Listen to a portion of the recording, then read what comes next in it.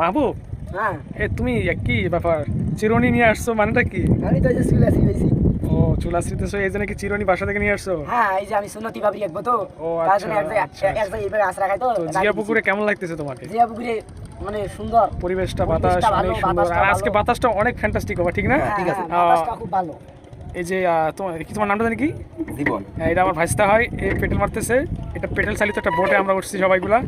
তো আজকে পরিবেশটা অনেক সুন্দর। তো জিয়া পুকুরের পানি ছাকা হচ্ছে অলরেডি, আরও না পুরো 10%, 70% পানি এখনও বাকি আছে। তো তোমার কি কোনো শুটিং আছে আজকে?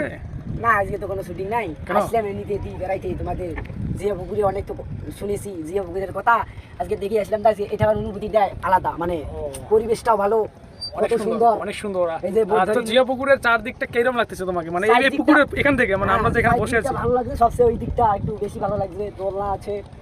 ওই দিকটা না? কত সুন্দর।